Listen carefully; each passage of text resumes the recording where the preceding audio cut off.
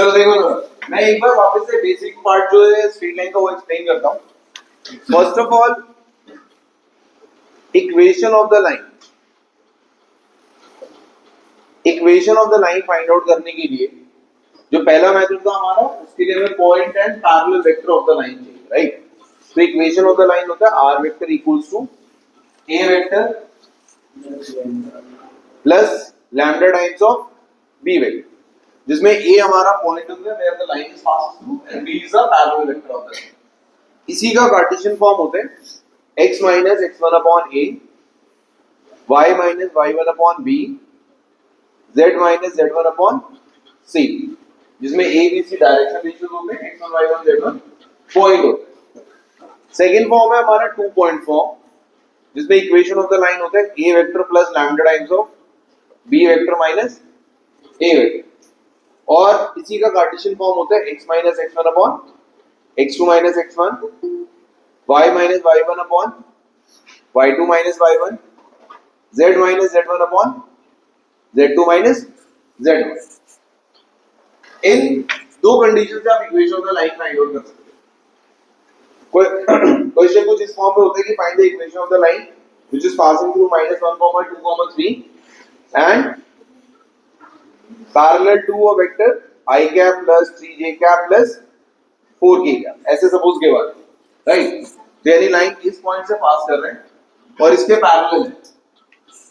तो जब आप सॉल्यूशन फाइंड आउट करोगे तो a vector of the line क्या हो जाएगा, i cap plus 2j cap plus 3k cap, और जिसके पैरेलल है वो b वेक्टर हो जाएगा i cap plus 3j cap plus 4k cap. तो equation of the line simple हमारी क्या हो जाएगी, -i plus 2j plus 3k vector plus lambda times of i cap plus 3j cap plus 4k cap, correct. Second, इसी equation को अगर मुझे Cartesian form में कन्वर्ट करना है तो यहां से आपको मिलता है x1 y1 z1 और यहां से abc यानी डायरेक्शन रेशियो. तो इक्वेशन ऑफ द लाइन क्या हो जाएगा, x plus 1 upon 1, y minus 2 upon जो j का कोएफिशिएंट है 3, z minus 3 upon 4. तो ये हो गया हमारा Cartesian equation of the line इसी वेक्टर इक्वेशन से. तो वेक्टर टू कार्टेशियन और कार्टेशियन टू वेक्टर, ये भी आपको कन्वर्ट करना आना चाहिए, वरना अगर ये भी पूछा जा सकता है, ठीक है ना. तो अगर पहली कंडीशन ये थी कि जब हमारे पास point and parallel vector given है तो उससे डायरेक्टली आप इक्वेशन ऑफ द लाइन कुछ इस तरीके से निकाल सकते हो. अब इसी में थोड़ा ऐड ऑन करते हैं.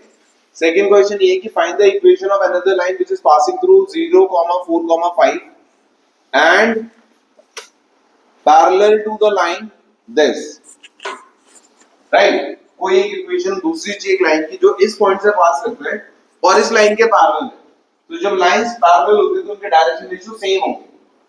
तो इस लाइन का पॉइंट आपको मिल गया और इस लाइन के डायरेक्शन रेशियोस क्या हो जाएंगे, 1, 3 एंड 4. या लाइन का इस लाइन का जो b वेक्टर होगा that is i cap plus 3j cap plus 4k cap. एक के साथ जितनी भी लाइंस पैरेलल होंगी, जब लाइंस पैरेलल होंगी तो उनके ds हमेशा सेम होंगे. तो इस लाइन की अगर इक्वेशन चाहिए तो हो जाएगी हमारी x minus 0 upon 1, y minus 4 upon 3 and z minus 5 upon 4. ये हो गया हमारा इक्वेशन ऑफ द लाइन. अगर आपको equation of the line find out करना है और दो पॉइंट्स गिवन है तो डायरेक्टली आप सेकंड फॉर्म लगा सकते, ठीक है ना.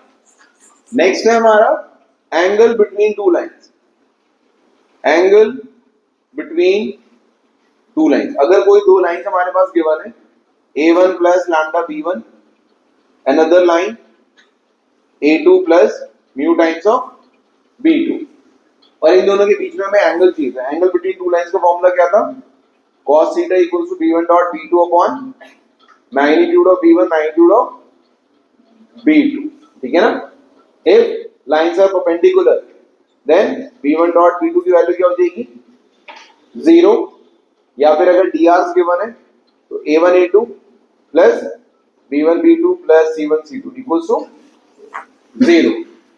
and last shortest distance between two skew lines का फॉर्मूला क्या था, direct b1 cross b2 dot a2 minus a1 upon b1 cross b2 का मैग्नीट्यूड है इसका होल मॉड्यूलस. एक फॉर्मूला और था distance between to parallel lines, अगर लाइंस पैरेलल है तो उनके बीच का शॉर्ट डिस्टेंस क्या होता है, b cross a2 minus a1 का मैग्नीट्यूड, क्योंकि यहाँ पे एक वेक्टर आएगा अपॉन b वेक्टर का मैग्नीट्यूड। तो बेसिक जो हमने एनसीईआरटी में किया था स्ट्रेट लाइन का जो बेसिक कांसेप्ट है वो सारा यहाँ पे, ठीक है ना। नोट डाउन करिए जरा, और जो अभी मैंने आपको ग्रुप पे 6 क्वेश्चन भेजे हैं वो 6 क्वेश्चन फटाफट करेंगे, वो सारे एनसीईआरटी रिलेटेड है। इसके बाद मैं इमेज वाले क्वेश्चन कराऊंगा, ठीक है।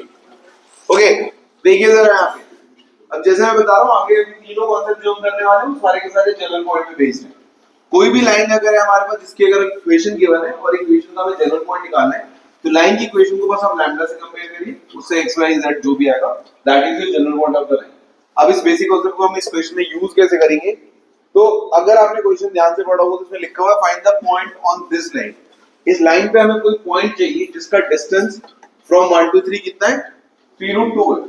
अगर हम इसका एक नॉर्मल रफ डायग्राम बनाते तो ये मान लो एक तरीके से हमारी लाइन की इक्वेशन दी हुई है x + 2/3 y + 1/2 equals to z - 3/2। अब इस लाइन पे कोई भी पॉइंट है जिसका डिस्टेंस 1 2 3 से 3√2 यूनिट है। अब यहाँ पे मैं मान लेता हूँ ये पॉइंट है 1 2 3 और इस लाइन से इसका डिस्टेंस है 3√2 यूनिट। वो ऐसे हो सकता है ये डिस्टेंस 3√2 यूनिट हो, या फिर ऐसा भी हो सकता है कि ये डिस्टेंस भी हो सकता है।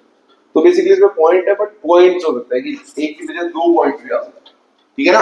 तो हम बेसिकली इस लाइन पे ये दोनों ही पॉइंट्स फाइंड आउट कर रहे हैं जिसका डिस्टेंस 1 2 3 से 3√2 यूनिट, ठीक है। तो सिंपल हम सबसे पहले क्या करेंगे, लाइन का जनरल पॉइंट निकालेंगे। तो इक्वल टू लैम्डा कर दोगे, x की वैल्यू कितनी हो गई 3 लैम्डा - 2, y की वैल्यू और z की वैल्यू।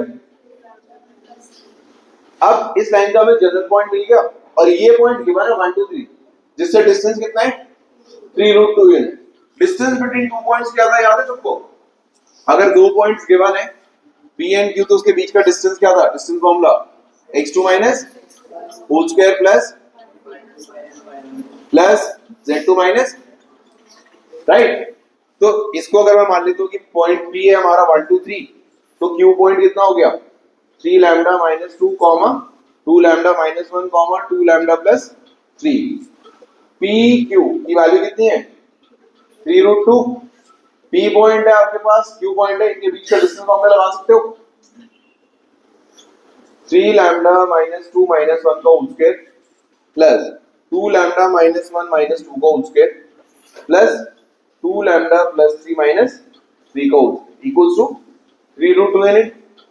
इसको सॉल्व करेंगे, लैम्डा की एक या दो वैल्यूज आएंगी, उससे हमें मिलेगा पॉइंट Q। क्लियर है, इजी क्वेश्चन है, और अगर आया तो ये मिनिमम 3 नंबर को तो हो गई होगा, ठीक है ना। चलिए कंप्लीट करके जरा मुझे इसका आंसर बताइए।